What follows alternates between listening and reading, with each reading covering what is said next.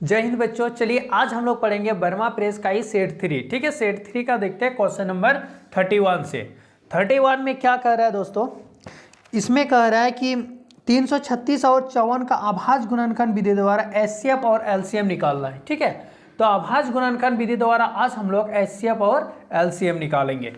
तो 336 जो है, पहले 336 को ऐसे लिखेंगे, 336 का ऐसे लघुत्तम कर दीजिए। तो 2 से चलेगा, 2 1 के 2 बचा, इधर 1 13 हो गया, 2 6 12, 2 8 16, फिर 2 8 16, 2 4 8, 2 4 8, 2 दूना 4, 2 दूना 4, 2 1 के 2, 3 7 21। अब इसको लिखेंगे 336 बराबर 2 गुना 2 गुना 2, कितना बार है 2 2, 1 2 3 बार, एक 4 बार है, 4 बार लिखेंगे, गुना 3 गुना 7, ये हो गया। अब इसके बाद देखिए, इसके बाद फिर कितना है 54। अब 54 को लिखेंगे, तो 54 का आप एलसीएम कीजिए, 2 दूना 4, 2 7 14, 3 9 27, 3 तिया 9, क्या आ गया इसका, तो 2 गुना 3 गुना 3 गुना 3, यह आ गया। अब इसका एचसीएफ कैसे निकालते हैं, तो एचसीएफ 336 और 54 है, तो ये 54 क्या करेंगे, दोनों में देखिए जो चीज़ मिल रहा है ना वही इसका एचसीएफ होता है। तो दोनों में देखिए क्या मिल रहा है, यहाँ 2 मिल रहा है, फिर देखिए और मिल रहा है यहाँ 3 और एगो यहाँ 3 मिल रहा है, और तो कुछ नहीं मिल रहा, तो जो मिला उसको लिख दीजिए, 2 और 3, तो कितना हो गया 6।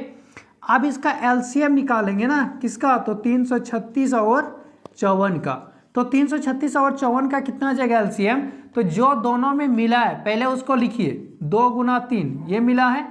अब ये मिला था और देखिए ये तो मिल गया है, ये वाला और ये वाला मिल गया था, जो नहीं मिला है उसको भी पूरा लिख दीजिए। ठीक है, तो देखिए 1 2 3, ये 2 2 नहीं मिला है, पहले इसको लिख देते हैं। फिर देखिए 3 3 तो मिल गया है, ये 3 एगो मिला था और यहाँ फिर 2 गो 3 बचा हुआ है, तो 2 गो 3 को लिख दीजिए।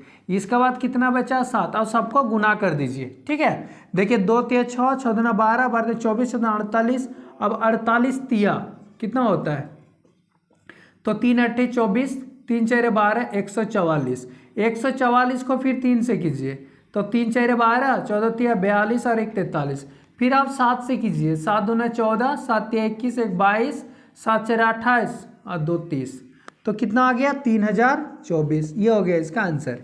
ठीक है, तो जब भी अभाज्य गुणनखंड विधि से अगर एलसीएम निकालना हो तो जो मिला है पहले उसको लिखिए, इसके बाद जितना नहीं मिला है ना उसको भी लिख देना है और गुना कर देंगे, तो आपका वह निकल जाता है क्या, एलसीएम।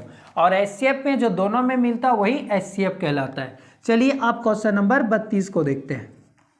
क्वेश्चन नंबर 32 में देखिए क्या लिख रहा है, इसमें कहता वह द्विघात बहुपद ज्ञात करें जिसके शून्यकों का योग तथा गुणनफल 1 और 1 है। मतलब शून्यकों का गुणनफल भी दिया और शून्यकों का योग भी दिया है, तो इसमें हमें क्या करना है, द्विघात समीकरण निकालना है। तो द्विघात समीकरण जैसे निकालेंगे तो उसमें सबसे पहले क्या करेंगे, मान लेंगे, ठीक ना, लिखेंगे माना कि द्विघात समीकरण, द्विघात समीकरण, तो द्विघात समीकरण क्या होता है, ax square plus bx plus c इतना है, जिसका शून्य क्या मान लेंगे, अल्फा और बीटा है। ठीक है ना दोस्तों, तो उसका शून्य क्या मान लिया, अल्फा और बीटा, और इसमें दिया है अल्फा और बीटा मतलब होता है शून्यकों का योग, तो शून्यकों का योग बराबर क्या होता है, माइनस बी बाई ए, तो माइनस बी बाई ए होता है, बराबर क्या दिया है 1 दिया है, और अल्फा इंटू बीटा दिया है फिर ये 1, अल्फा इंटू बीटा का क्या होता है सी बाई ए, योग है शून्यकों का गुणनफल जो होता है सी बाई ए, तो सी का वैल्यू दिया 1, सी बाई ए कितना दिया है, 1 दिया है। अब देखिए इसके नीचे कुछ नहीं तो हम 1 मान सकते हैं, इसके भी नीचे कुछ नहीं है तो 1 मान सकते हैं। अब देखिए ए बराबर भी 1 है, यहाँ भी ए बराबर 1 है। अब इधर लिखेंगे देखिए, या यहाँ लिख देते हैं, ठीक है, ए बराबर 1, बी बराबर देखिए ये बी ऊपर वाला होता है ना, तो बी बराबर कितना हो जाएगा -1, और सी बराबर कितना है 1 है। अब यहाँ लिखेंगे द्विघात समीकरण, तो द्विघात समीकरण बराबर क्या होता है, ax square plus bx plus c होता है ना, a के जगह में देखिए कितना 1 है तो x स्क्वायर, फिर प्लस b के जगह में कितना -1 और इंटू x, और c के जगह में 1 है प्लस 1, तो क्या आ जाएगा, ये x स्क्वायर हो गया माइनस x और प्लस 1, ये हो गया आंसर, ठीक ना। चलिए आप इसका आगे क्वेश्चन देखिए का, और में भी ऐसा पूछ देता है, ठीक है। और में देखिए 32 नंबर का ही, और अथवा में पूछा है क्या है, अथवा में पूछा कि विभाजन एल्गोरिथम का प्रयोग करके px बराबर एक्स का पावर 4 माइनस 5x प्लस 6 को gx बराबर 2 माइनस एक्स स्क्वायर से भाग देने पर भागफल तथा शेषफल ज्ञात करे। तो ये px बराबर दिया है, देखिए px एक्स का पावर 4 माइनस 5x और प्लस 6 इतना दिया है, और ये gx बराबर भी दिया है 2 minus x square, 2 minus x square ये दिया है, और कहता है कि भागफल तथा शेषफल बताना है। तो इससे क्या करेंगे, इसको भाग देंगे। तो देखिए एक्स स्क्वायर बाद में ना, तो इसको आप ऐसे लिखिए एक्स स्क्वायर और प्लस 2, क्योंकि 2 के आगे कुछ नहीं मतलब प्लस है, और एक्स स्क्वायर के आगे माइनस है। इससे भाग देंगे एक्स का पावर 4 माइनस 5x और प्लस 6 को भाग दे देंगे। देखिए कितना से चलेगा, तो यहाँ स्क्वायर है तो यहाँ पावर 4 है, तो जब स्क्वायर से गुना करेंगे तो स्क्वायर से गुना करें तो क्या हो जाएगा, एक्स का पावर 4 होगा।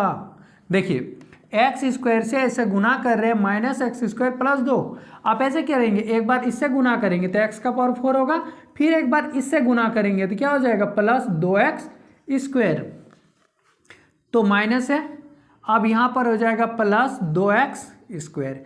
अब यहाँ देखिए ये माइनस है ना, तो ये माइनस है तो घटाने से क्या होता है, यहाँ प्लस होता है, तो दोनों में एक भी नहीं कटेगा, इसलिए आप यहाँ माइनस से गुना करेंगे तो माइनस माइनस क्या हो जाएगा, यहाँ प्लस हो जाएगा, ठीक है। यहाँ प्लस और ये माइनस प्लस यहाँ हो जाएगा माइनस, ये प्लस है तो माइनस लगाए, माइनस है तो यहाँ प्लस, ये दोनों कट गया। अब देखिए 2x स्क्वायर में ये x नहीं घटेगा क्योंकि पावर है इसमें नहीं है, तो इसको पहले लिखेंगे 2x स्क्वायर। अब ये माइनस का वैल्यू नहीं रहेगा, अब इसका वैल्यू है, तो प्लस 2x स्क्वायर माइनस यहाँ 5x है, अब प्लस 6। अब बताइए यहाँ 2x स्क्वायर हम कितना से यहाँ गुना करेंगे कि 2 आना चाहिए, तो अगर हम यहाँ पर माइनस 2 से गुना करेंगे तो देखिए 2 से गुना करेंगे तो ये माइनस और ये माइनस प्लस हो जाएगा 2x स्क्वायर, और 2 ये दूना 4, तो कितना हो जाएगा माइनस 4। इसके सामने लिखेंगे यहाँ माइनस यहाँ प्लस, ये दोनों कट गया, बचेगा क्या माइनस 5x, और ये 6 और 4 10।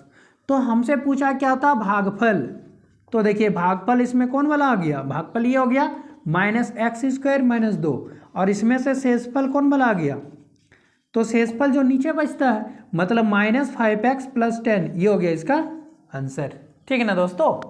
अब देखिए इसका आगे फिर क्या बोल रहा है, नंबर का क्वेश्चन देखते हैं।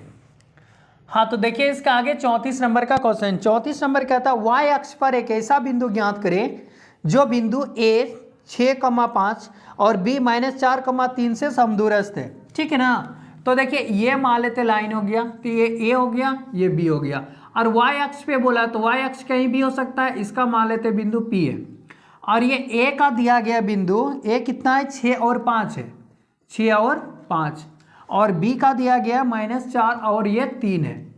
अब क्या कह रहा है क्वेश्चन में कि y अक्ष पर एक ऐसा बिंदु ज्ञात कीजिए।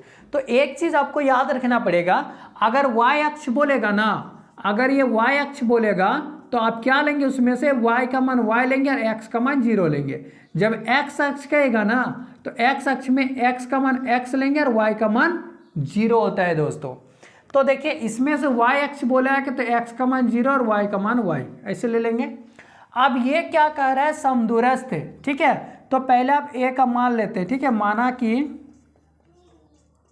बिंदु P के निर्देशांक, बिंदु P के निर्देशांक मान लिए क्या क्या है, तो ये 0 और y है, और a का दिया हुआ है 6,5 और ये b का दिया है -4,3, ठीक ना। अब इसमें से ये वाला दिया, लेकिन इसमें एक चीज बोल रहा है कि समदूरस्थ है। समदूरस्थ का मतलब होता है सम मतलब बराबर, दूरस्थ मतलब दूर पे स्थित है, मतलब यहाँ से जितना होगा यहाँ भी उतना ही है। ये AP जितना होगा ना उतना ही क्या हो जाएगा BP भी होगा, ठीक है। या तो PA जितना होगा उतना ही PB होगा। तो हम यहाँ लिख सकते हैं कि चूंकि PA इक्वल टू क्या हो जाएगा, तो PB होगा। अब इसलिए हम इसमें स्क्वायर लगा देंगे, ठीक है। इसमें स्क्वायर लगा देंगे तो क्या हो जाएगा, PB में स्क्वायर हो जाएगा। क्या करेंगे, A वाला से P वाला को माइनस करेंगे। तो A वाला में देखिए क्या है, तो A वाला से अगर हम इसको माइनस करेंगे तो A वाला क्या है, 6 में से 0 को माइनस करेंगे तो 6 - 0 का स्क्वायर करेंगे, ठीक है। फिर प्लस ये 5 में से y को माइनस करेंगे तो 5 माइनस वाई आएगा, इसका स्क्वायर। अब बताइए ये b वाला से p वाला को माइनस कीजिए, तो -4 से 0 को माइनस करेंगे, इसका स्क्वायर, फिर प्लस इससे इसको माइनस करेंगे 3 माइनस वाई का स्क्वायर, ये हो गया। अब ये 6 का स्क्वायर करेंगे 36 आएगा, फिर प्लस 5a माइनस बी का होल स्क्वायर, तो ये आ जाएगा a square minus 2ab plus B square. अब बराबर ये -4 का स्क्वायर 16 प्लस देखिए 3 का स्क्वायर 9 आएगा माइनस 2ab प्लस आ जाता है b स्क्वायर। अब ये 36 है प्लस 5 25 है माइनस 5 दुगुना 10y और प्लस हो जाएगा ये y स्क्वायर इक्वल टू ये 16 प्लस 9 माइनस 3 दुगुना 6y अब प्लस हो जाएगा ये y स्क्वायर। अब देखिए यहाँ पर 10y है, यहाँ पर 6y है, ये y स्क्वायर को इधर लाएंगे तो माइनस हो जाएगा, ये कट जाएगा, ठीक ना।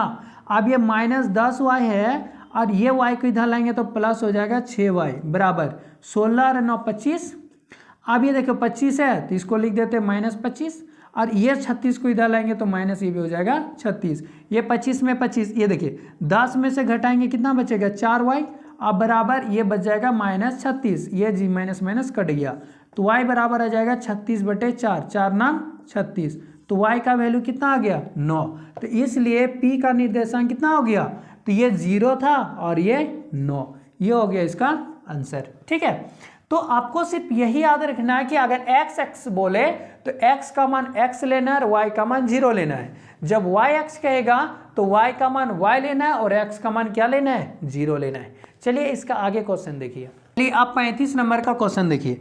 35 में कहता है कि मान निकाले, क्या दिया है 2 tan स्क्वायर 45 डिग्री दिया है, फिर प्लस साइन स्क्वायर 30 डिग्री, फिर यहाँ दिया है कि माइनस कॉस स्क्वायर 60 डिग्री, ये क्वेश्चन में दिया है।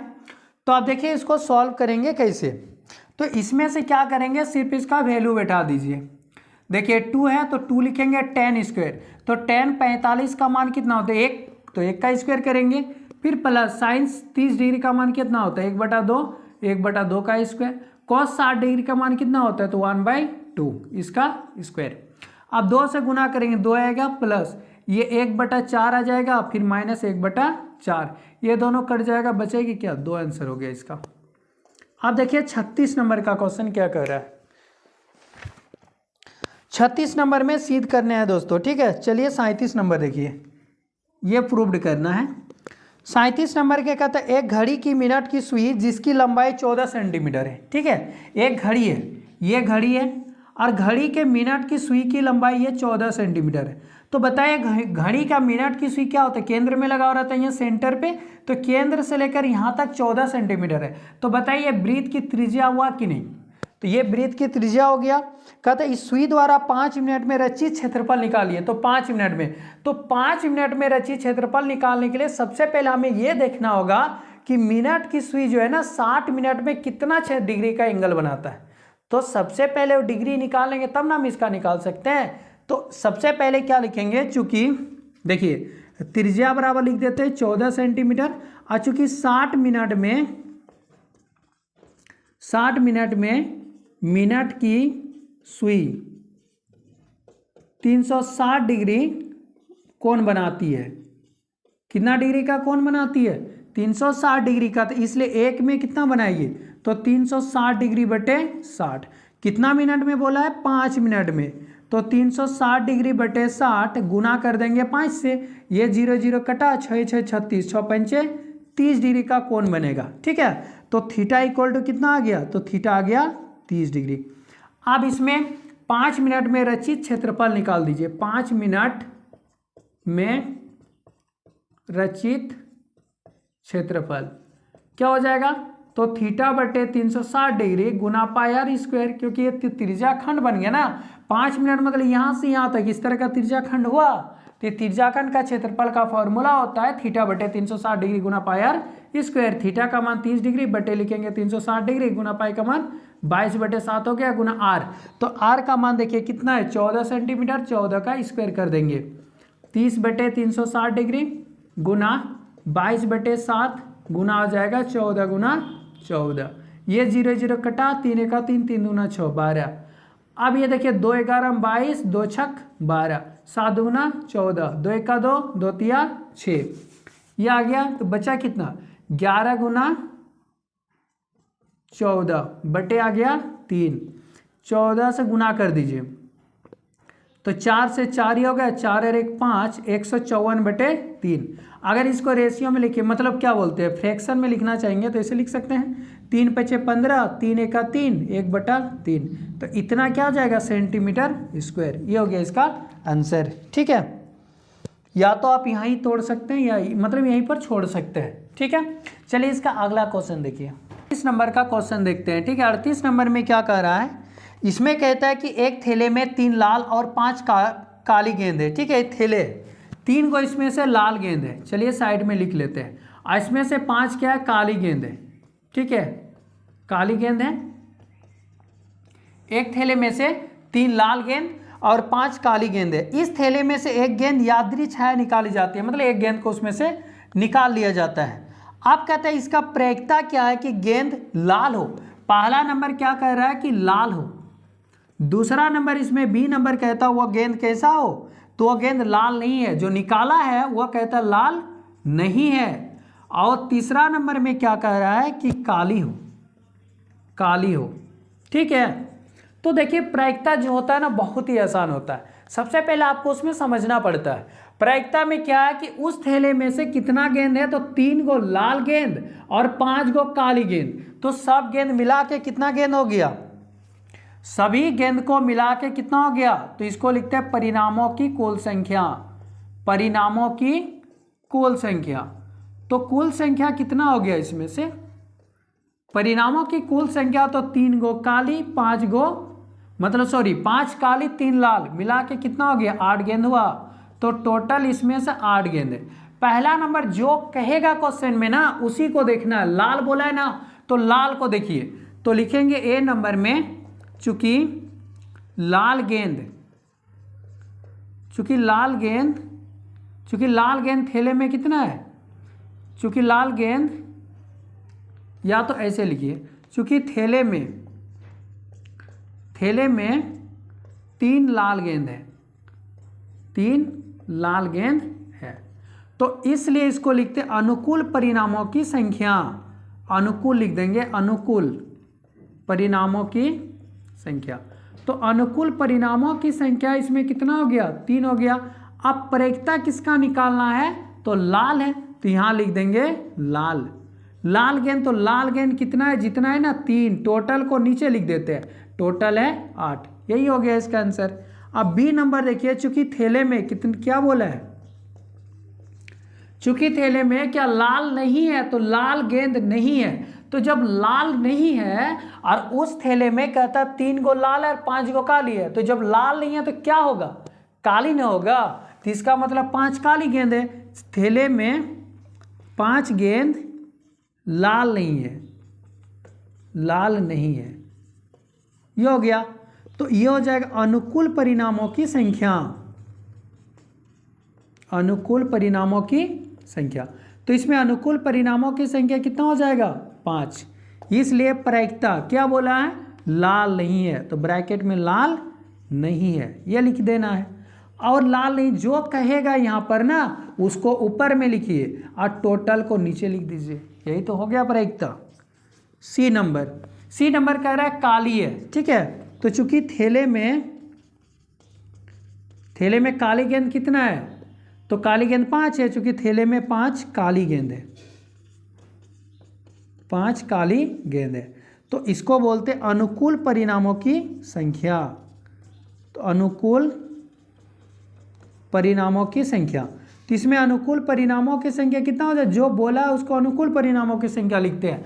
अब हमसे क्या पूछा, प्रायिकता क्या बोला है, तो काली है, तो काली जो है ना बोलेगा, जो चीज़ यहाँ बोल रहा है उसको ऊपर में लिखिए। तो काली गेंद कितना है, 5 गो है, और टोटल गेंद कितना है यहाँ पर, तो 8 गो है। ये हो गया इसका आंसर, ठीक है। तो प्रायिकता में टोटल को नीचे लिखते हैं और जो चीज़ बोलेगा ना क्वेश्चन में सिर्फ उसी को देखिए। जैसे इसमें लाल बोला है तो लाल कितना है 3 है, तो 3/8 हो जाएगा।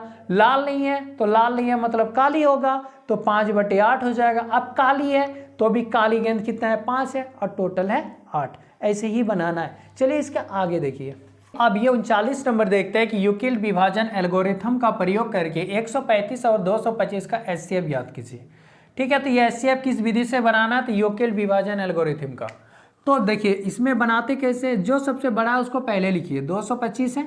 अब 225 बड़ा है किससे, तो 135 से, ये लिखेंगे और इसमें भाग करते जाना है। ठीक है, तो देखिए 225 है तो 225 बराबर क्या करेंगे 135। अब 135 से भाग देंगे 225 को, तो 135 से भाग दे दीजिए 225 को। कितना बार में चलेगा, तो एक बार में चलेगा। 135 ये 0 बचा, अब इधर कितना बच गया 90। तो अब इसको 1 लिखिए, जोड़ क्या लिखेंगे 90 लिखेंगे। फिर इसके बाद 135 को लिखिए, जिससे आप भाग दिए ना 135 से, तो आप उसको लिखेंगे। तो ये 90 से क्या कीजिए 135 को भाग दे दीजिए, तो 90 1 के 90 बचा कितना 5, इधर 4 45। तो ये आ जाएगा 90 गुना कितना 1 बच गया इधर 45, ये हो गया। अब ये 90 को लिखेंगे, अब 90 को लिखेंगे कितना से भाग देंगे 45 से 90 को, 45 दुगना 90, तो शेषफल 0 हो गया। तो अब 45 गुना 2 लिखेंगे और प्लस क्या लिखेंगे 0। तो जब तब तक भाग देना है ये वाला जब तक कि 0 नहीं आ जाता है। जब 0 आ जाएगा तो उसका आंसर आ गया एचसीएफ। तो आप यहाँ पर लिख देंगे कि एचसीएफ कितना का 225 और 135 का एचसीएफ कितना आ गया, तो ये वाला आ गया 45। ये हो गया दोस्तों आंसर। ठीक है, तो जब भी अगर यूक्लिड विभाजन एल्गोरिथम का प्रयोग करके कहेगा तो आप क्या करेंगे, बड़ा वाला को पहले लिखेंगे और इधर चिन्ह लगा देंगे 135 छोटा वाला। अब इसको इससे भाग देंगे, फिर जो लिखेंगे, जो लिखते हैं ना कि भाज्य बराबर, देखिए भाज्य बराबर लिखते हैं भाजक गुना भागफल प्लस शेषफल, ये लिखते हैं। तो देखिए जिससे भाग दे रहे हैं तीसरे भाग दे रहे ये लिखेंगे, फिर इसको मल्टीप्लाई, फिर इसको प्लस, तो वही चीज़ तो लिख रहे हैं। और तब तक भाग देना जब तक कि 0 ना आ जाए। चलिए इसका आगे देखिए। चलिए आप क्वेश्चन नंबर 41 को समझते हैं। ठीक है, देखिए कहता है कि एक एपी में और 50 पद है, एक एपी में 50 पद है जिसका तीसरा पद 12 है और अंतिम पद 106 है। तो ज्ञात कीजिए कि 29वां पद कितना होगा, ये कह रहा है क्वेश्चन में। तो देखिए जब एपी में 50 पद है यानी n बराबर 50 हो गया। अब इसका तीसरा पद मतलब A3 बराबर 12 है और इसमें अंतिम पद मतलब क्या L होता है, या तो A50 भी आप लिख सकते हैं, बराबर कितना 106 है। तो हमसे पूछा क्या है 29वां पद बोल रहा है निकालने के लिए। अब देखिए इस स्थिति में सबसे पहले आप क्या करेंगे, n तो दिया है, n इसमें से 12 पद है तो हम इससे क्या कर सकते हैं, तो d निकाल सकते हैं। ठीक है, तो देखिए चूंकि अगर हम A3 बराबर लिखेंगे तो 12 और A3 को क्या कर सकते हैं A + 2D लिख सकते हैं बराबर 12। इसको समीकरण चलिए 1 बना देते हैं। अब ये A50 दिया है तो चूंकि हम लिख सकते हैं कि A50 बराबर कितना दिया 106 दिया, तो 50 को हम A + 49D लिख सकते हैं ना, बराबर 106। समीकरण इसको 2 बना दिए। आप समीकरण 1 से 2 को घटा देंगे तो A कट जाएगा, तो लिखेंगे समीकरण 1 से समीकरण 2 को घटाने पर, तो 1 से 2 को घटा देंगे तो घटाएंगे तो बचेगा A + 2D बराबर है 12 और ये A + 49D बराबर हो जाएगा 106। अब ये माइनस ये कट जाएगा A। अब 49 में घटाएंगे माइनस बचेगा 47D, ऐसे घटाएंगे 6 में 2 गया कितना बचा 4, यहाँ बचा 10 में 1 गया तो 9, 94 हुआ। ये माइनस कट जाएगा, तो देखिए D बराबर कितना हो जाएगा 94/47, 47 दुगना 94, तो D का मान आ गया 2। अब D का मान किसी एक में रख दिए, समीकरण 1 में, 1 से समीकरण 1 से देखिए A में क्या है, तो A + 2D बराबर दिया है जब 12 और A + 2D 2 × D का मान कितना है, तो 2 है, बराबर हो जाएगा 12। तो A + 4 बराबर हो जाएगा 12, तो A बराबर 12 - 4, तो A का मान कितना आ गया 8 आ गया। तो यहाँ पर जब देख रहे हैं A का मान भी आ गया और D का भी मान आ गया, तो हमें निकालना क्या है, हमें a 29वां पद निकालना है। तो चूंकि a 29वां बराबर हम लिख सकते हैं a प्लस 28d, ऐसे लिख सकते हैं ना, या तो आप a plus n-1 into D ऐसे भी बैठा सकते हैं। तो a का मान कितना 8 आया है, अब प्लस 28 इंटू डी का मान कितना है तो 2 है। तो 28 दुगना 56, यानी ये 28 दुगना कितना हो जाएगा 56, यानी टोटल आ गया 64। ये हो गया इसका आंसर, ठीक है। तो 29वां पद कितना आ गया तो 64 आ गया दोस्तों। चलिए इसका आगे देखिए, हमारे क्वेश्चन में ही और में दिया है, ठीक है। अथवा वाला क्वेश्चन को भी देख लेते हैं। इसमें कह रहा है कि किसी एपी का प्रथम पद 5 है, एपी है और उसका प्रथम पद 5 है और अंतिम पद 45 है और उसका योग दिया गया 400। तो पदों की संख्या और सार्वंतर ज्ञात करने बोल रहा है। तो पदों की संख्या मतलब होता है n निकालना है और इसमें से हमें क्या निकालना है, सार्वंतर मतलब d निकालना है। तो सबसे पहले हम लोग क्या करेंगे, जो दिया है ना उसको लिख लेते हैं। तो प्रथम पद a दिया है 5 लिखेंगे और इसमें अंतिम पद को क्या लिखते हैं l लिखते हैं, यानी 45 हो गया। अब ये योग बोला ना Sn लिखते हैं, Sn हो गया 400, ठीक है। और ये d बराबर भी दिया हुआ नहीं है और इसमें n बराबर भी दिया हुआ नहीं है। तो आप देखिए अगर हम l से क्या कर सकते हैं, d तो निकाल सकते हैं, तो हम d यहाँ से निकाल लेंगे। चूंकि l बराबर फॉर्मूला होता है कि a plus n-1 into D, ये होता है। तो l का मान 45 है बराबर a, देखिए a तो दिया है 5 प्लस n-1, तो n भी तो दिया हुआ नहीं है ना, तो n-1 ही लिखेंगे और इसमें से d भी दिया हुआ नहीं है। अब ये 45 में से ये 5 को इधर लाएंगे बराबर ये n-1, तो n-1 इंटू क्या हो जाएगा d, तो 45 ये हो जाए 40 बराबर हो जाएगा n-1 इंटू डी, ठीक है, इंटू डी। चलिए इसको समीकरण 1 बना के रख देते हैं, ठीक है। अब लेते हैं कि हम लोग Sn बराबर फॉर्मूला होता है n/2 और a प्लस l, ठीक है, ये फॉर्मूला होता है। तो Sn का मान दिया 400 बराबर क्या लिखेंगे n/2, तो ये n/2 लिखे। अब ये a प्लस a, तो a का मान दिया 5 प्लस l का मान दिया है 45। अब ये 400 बराबर n/2 और ये 45, तो कितना हो जाएगा 50, 2 दूना 4, 2 दूना 4, 2 पंचे 10, 25 आ गया। हम यहाँ से n आसानी से निकाल सकते हैं, तो ये आ जाएगा 25n बराबर हो जाएगा 400। तो n बराबर कितना हो जाएगा 400 बटे हो जाएगा 25, 5 25, 5 8 40, फिर 5 1 5, 5 6 30। तो n का मान कितना आ गया 16। जब n का मान आ गया 16, अब चलिए समीकरण 1 से कर देते हैं। समीकरण 1 से, 1 में क्या है ये 40, तो n-1 इंटू डी बराबर कितना लिखे हैं 40, n के जगह में कितना है 16 माइनस 1 गुना डी बराबर हो जाएगा 40। तो ये 15d हो गया बराबर 40, तो d बराबर 40 बटे 15, 5 8 40, 5 3 15, तो d का मान कितना आ गया 8/3, ये हो गया इसका आंसर, ठीक है। तो क्वेश्चन में क्या कहा था, सार्वंतर निकालिए और इसका बाद इसका n निकालिए। तो n कितना हो जाएगा, तो इसमें पदों की संख्या है 16 और सार्वंतर हो गया 8/3, ये हो गया। चलिए अब क्वेश्चन नंबर हम लोग 42 देखते हैं, ठीक है। इसमें कह रहा है कि उस बिंदु के निर्देशांक ज्ञात करें जो दो बिंदु दिया हुआ है उसको मिलाने वाले रेखाखंड को 2:3 के अनुपात में विभाजित करता है, ठीक है। तो मान लेते हैं कि बिंदु जो दिया है ना वो a का दिया है, ये वाला -1 और ये 7 दिया है, और दूसरा बिंदु क्या दिया है b, तो b मान लेते हैं दूसरा वाला 4 और -3, ये हो गया। अब कह रहा है कि उस बिंदु के निर्देशांक ज्ञात कीजिए। किस बिंदु को, जो कहता है बिंदु ये दोनों को मिलाने वाले रेखाखंड को 2:3 के अनुपात में विभाजित करती है, ठीक है। कितना में, तो ये हो गया, मान लेते कोई बिंदु यहाँ P होगा और ये 2 और 3 और ये A हो जाएगा, 2 और 3 में विभाजित करता है। मान लेते यहाँ से यहाँ 2 होगा, यहाँ से ये 3 है, तो 2:3। अभी x में कोई बिंदु होगा P पे, तो मान लेते हैं x और y है, और a का जो है ना वो दिया -1 और 7, तो -1 और 7 दिया है, और ये b है तो b का दिया है 4 और -3। लेकिन हमसे पूछ क्या रहा है, पूछ क्वेश्चन में यही रहा है कि ये बिंदु जो है वो 2:3 में विभाजित करता है, तो बताइए इस बिंदु का निर्देशांक कितना है। तो हम क्या करेंगे, उस बिंदु के निर्देशांक को मान लेंगे, ठीक है। तो मान लेते, देखिए माना कि बिंदु P है जो कि x और y मान लेते हैं। अब ये वाला चीज़ को क्या लिखते हैं कि x1 बराबर -y और y1 बराबर लिखेंगे 7, फिर x2 बराबर 4 और ये y2 बराबर कितना लिखेंगे -3। अब ये m1 और m2, m1 बराबर 2 हो जाएगा और m2 बराबर हो जाएगा 3।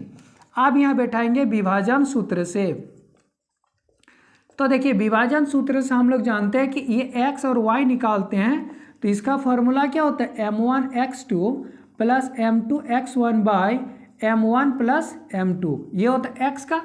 और ये y के लिए होता है m1 y2 plus m2 y1 bye m1 plus m2, ये होता है। अब इसमें बैठा देंगे, ठीक है। तो देखिए m1 का मान कितना है, तो 2 है, 2 लिखेंगे। x2 देखिए x2 का मान 4 है, 4 लिखेंगे। फिर देखिए m2, तो m2 कितना दिया है, 3, 3 लिखेंगे। अब x1 बताइए कितना दिया, -1, तो यहाँ -1 लिखेंगे bye m1 plus m2, m1 है 2 और m2 है 3, ये हो गया। अब y वाला में आ जाइए, m1 का मान 2 है और y2 का मान कितना है, तो -3 है।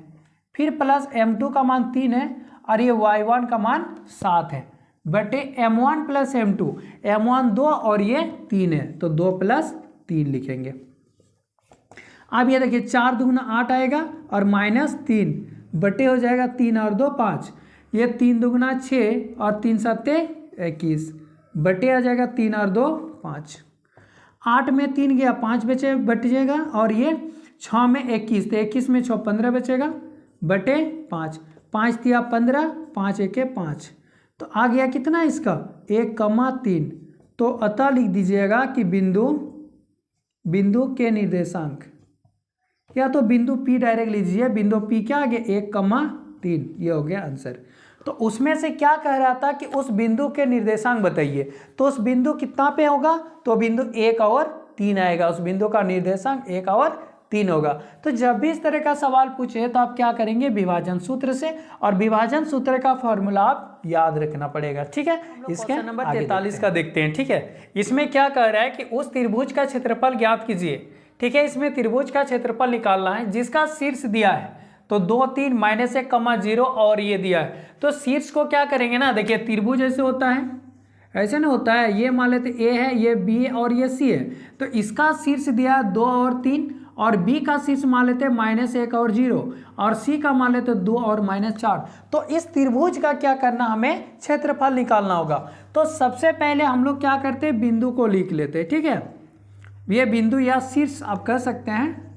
तो शीर्ष मान लेते ए है, ए का क्या है 2 और 3 है।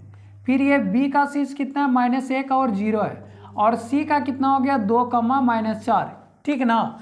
अब अगर हम लोग लिखेंगे तो इसको x1 y1 लिखते हैं, x2 y2 लिखते हैं, और ये x3 y3 लिखते हैं। तो चलिए यहाँ लिखते हैं x1 बराबर 2 और ये y1 बराबर हो जाएगा, y1 आ जाएगा ये 3, ठीक है। या तो आप ऐसे लिखिए x1 2, x2 -1 और ये x3 कितना हो जाएगा 2। फिर इसमें y1 बराबर 3 और y2 बराबर 0 और y3 बराबर कितना आ जाएगा -4। अब लिखिए त्रिभुज ABC का क्षेत्रफल। तो त्रिभुज ABC का क्षेत्रफल का फॉर्मूला 1/2 होता है x1 और ये y2 माइनस y3, फिर प्लस x2 होता है और ये y3 माइनस y1, फिर प्लस और ये x3 लिखेंगे तो y1 माइनस y2। ये आपको फॉर्मूला याद करके रखना होगा। ये 1/2 आ गया। देखिए x1 का मान कितना है, यहाँ 2 है, और y2 देखिए y2 क्या 0 है, माइनस y3, तो y3 का मान -4 है, तो ये माइनस माइनस क्या हो जाएगा प्लस। फिर देखिए x2, तो x2 का मान -1, तो -1 लिख दिए। अब ये y3 है -4 लिखेंगे। y1 कितना है 3 है, फिर प्लस x3, तो x3 का मान 2 है। अब ये y1 देखिए y1 कितना है, तो 3 है, माइनस y2 क्या है 0 है। अब ये 1/2 हो गया। अब देखिए 2, ये 0 + 4 जोड़ेंगे 4 होगा, तो 4 दूना 8 हो गया। अब 4 और 3 7, 7 से गुना करें -7 और 1, तो माइनस माइनस +7 हो जाएगा, 3 दूना 6 हो जाएगा।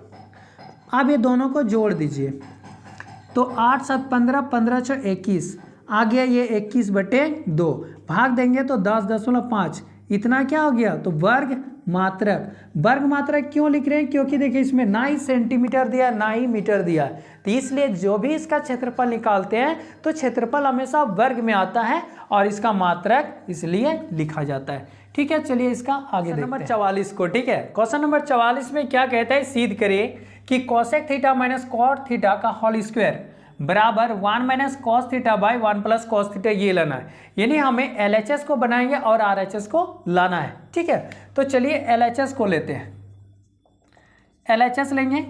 LHS में क्या है? तो कोसेक थीटा और माइनस कॉट थीटा, इसका स्क्वायर है। अब जब भी कॉस या कॉट या टेन में रहेगा ना, तो हमेशा उसको साइन या कॉस में तोड़ने की कोशिश कीजिए। ठीक है, तो ये देखिए कोसेक होता है तो 1 बाई क्या होता है? साइन होता है। साइन थीटा का उल्टा होता है कोसेक। और कॉट का क्या होता है? Sine theta by cos theta, ये होता है। Sorry, sine theta by cos theta होता है टेन का, कॉट का उल्टा होता है ना, cos theta by sine theta, ये हो जाएगा। अब देखिए इसका स्क्वायर है, स्क्वायर लगा देंगे। अब ये दोनों का एलसीएम ले लेंगे तो साइन थीटा का एलसीएम क्या होगा? साइन थीटा होगा। तो ये बचेगा 1 माइनस कॉस थीटा का ये होल स्क्वायर। अब ये वाला चीज़ अगर है तो हम इसको ऐसे भी तो लिख सकते हैं, 1 माइनस कॉस थीटा का स्क्वायर, ऐसे दे देंगे। अब ये स्क्वायर तो इसमें भी तो है स्क्वायर है, तो साइन स्क्वायर थीटा है। अब साइन स्क्वायर थीटा जो है 1 माइनस कॉस स्क्वायर थीटा इसे, और साइन स्क्वायर थीटा बराबर होता है 1 माइनस कॉस स्क्वायर थीटा। ठीक है, चूंकि साइन स्क्वायर थीटा का फॉर्मूला होता है 1 माइनस कॉस स्क्वायर थीटा। ठीक ना, क्योंकि हम लोग जानते हैं sine square theta plus cos square theta बराबर 1 होता है, तो साइन स्क्वायर थीटा को लिखेंगे तो इससे हो जाएगा 1 माइनस कॉस स्क्वायर थीटा।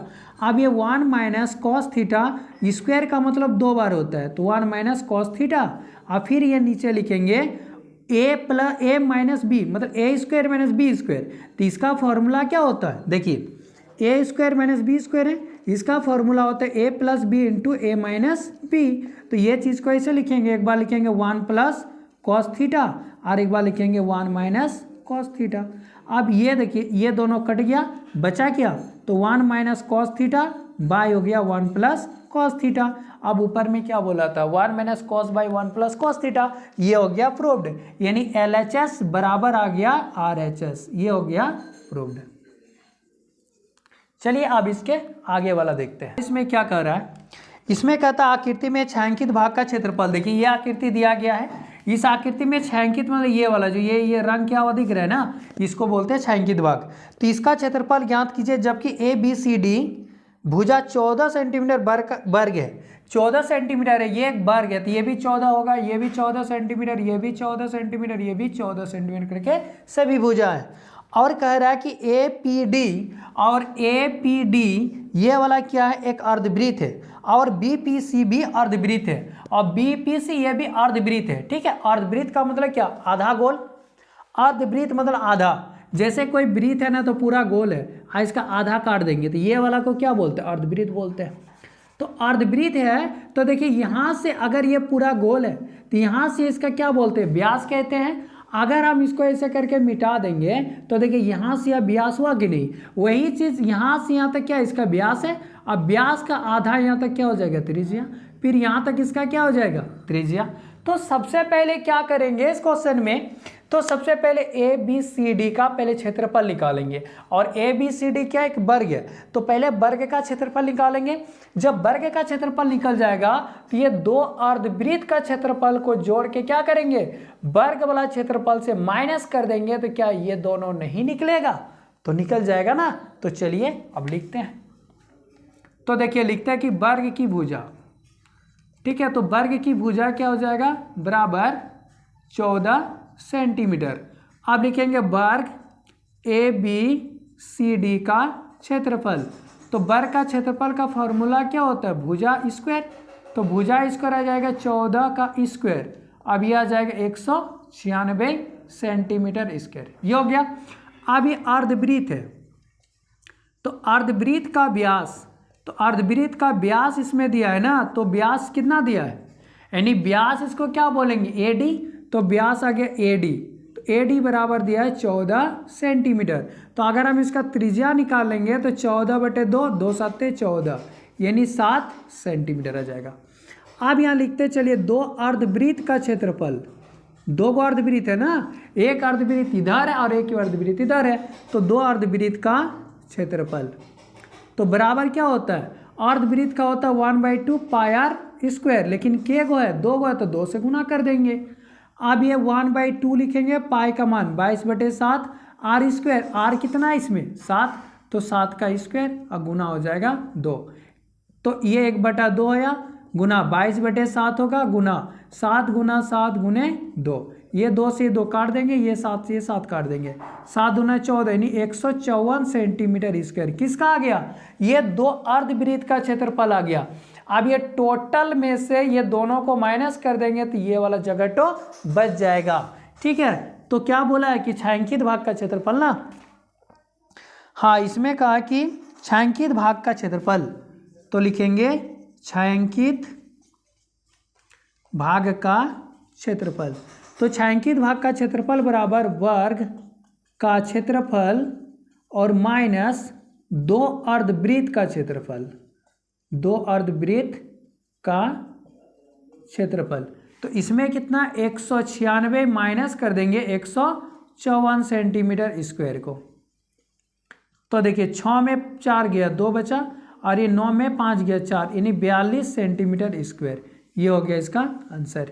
ठीक है, तो छायांकित भाग का क्षेत्रफल ये आ गया। तो ये जो भी आज पढ़ाई 31 से लेके यहाँ 46 तक, इसमें से कुछ क्वेश्चन 2 नंबर का पूछता है और कुछ 3-3 मार्क्स का भी पूछता है। ठीक है दोस्तों, आज इतना ही रखते हैं। अब इसके बाद आएंगे फिर वीडियो में पढ़ेंगे 5 नंबर का क्वेश्चन जो पूछा जाता है, वो भी वर्मा प्रेस का ही होगा। ठीक है, थैंक यू।